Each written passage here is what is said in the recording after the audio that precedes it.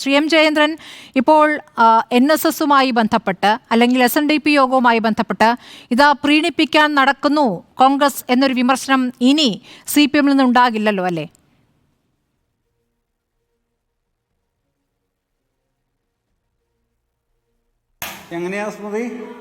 അതായത് NSSും SNDP യോഗവും അവരുടെ സ്ഥലങ്ങളിൽ കയറി അവരെ പോയി കണ്ട് അവരെ വണങ്ങി നടക്കുന്ന രാഷ്ട്രീയം അത് കോൺഗ്രസ് സ്ഥിരമായി ചെയ്യുന്നതാണെന്ന സ്ഥിരം വിമർശനം CPM-നുള്ളതാണ്.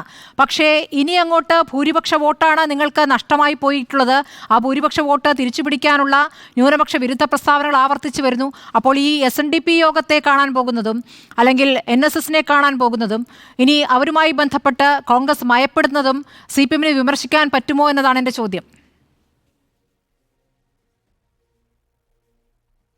ചില മുൻകാല സമീപകാലത്തെ ചില ചരിത്രങ്ങൾ നമ്മൾ ഓർമ്മിച്ചുകൊണ്ടല്ലാതെ ഇതിലേക്ക് എത്താൻ കഴിയില്ല എന്നുള്ള പ്രത്യേകതയുണ്ട് സ്മൃതി.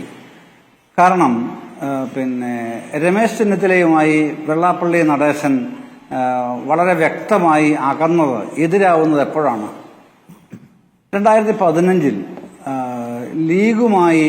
ലീഗിനെതിരെ മുസ്ലിം സമുദായത്തിനെതിരെ വെള്ളാപ്പള്ളി നടേശൻ അതിരൂക്ഷമായി പ്രതികരിച്ചെന്നും അത് UDF സംവിധാനത്തിൽ, ഗവൺമെന്റ് സംവിധാനത്തിൽ അത് ഒരിക്കലും പൊറുക്കാൻ കഴിയാത്ത അക്ഷന്തവ്യമായ ക്രിമിനൽ കുറ്റമാണെന്നും അതിനെതിരെ നടപടിയെടുക്കണമെന്നും ആവശ്യപ്പെട്ട് അന്നത്തെ ആഭ്യന്തരമന്ത്രിയായിരുന്ന രമേശ് ചെന്നിത്തലയ്ക്ക് കത്തെഴുതുന്ന അന്നത്തെ PCC പ്രസിഡന്റായിരുന്ന ശ്രീ VM സുധീരനാണ്.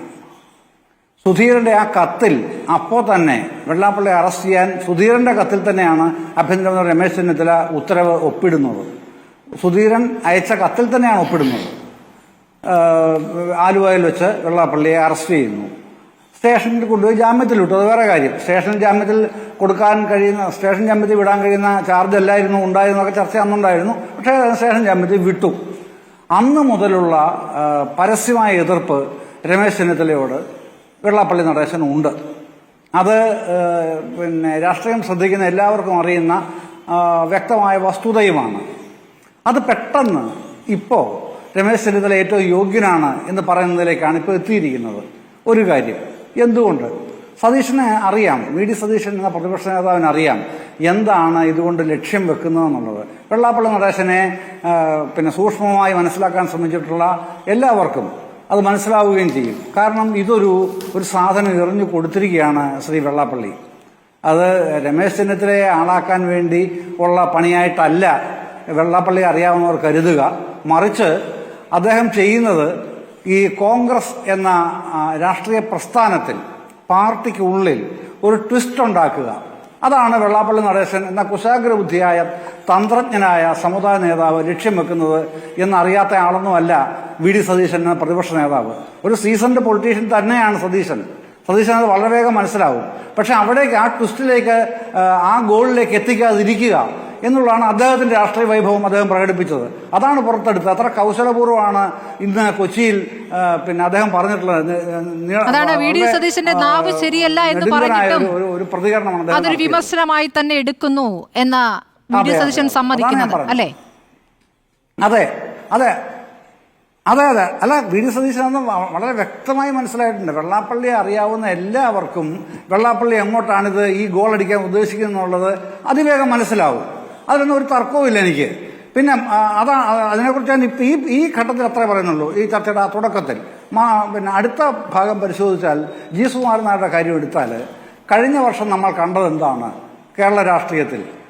2023 നവംബർ ഡിസംബർ മാസങ്ങളിലെ ഒരു പ്രശ്നമാണ് ഞാൻ ചൂണ്ടിക്കാണിക്കാൻ ഉദ്ദേശിക്കുന്നത്. ആദ്യം പാണക്കാട് സാദിഖ് അലി ശിഹാബ് തങ്ങളുടെ ഒരു ട്രസ്റ്റ് പെരിന്തൽമണ്ണയിൽ ഉദ്ഘാടനം ചെയ്യുന്നു. യുവാക്കൾക്ക് വേണ്ടിയാണ്. ഉദ്ഘാടകൻ ശശി തരൂര്. അത് തൊട്ട് പിന്നാലെ ചങ്ങനാശ്ശേരിയിൽ കത്തോലിക്ക സഭയുടെ ഒരു യുവജന ക്യാമ്പ്, അവരുടെ ഓറിയന്റേഷൻ, അത് ഉദ്ഘാടനം ചെയ്യുന്നു ശശി തരൂർ. തൊട്ട് പിന്നാലെ 2024 ജനുവരി 2 മന്നം ജയന്തി ഉദ്ഘാടനം ചെയ്യുന്നു ശശി തരൂർ.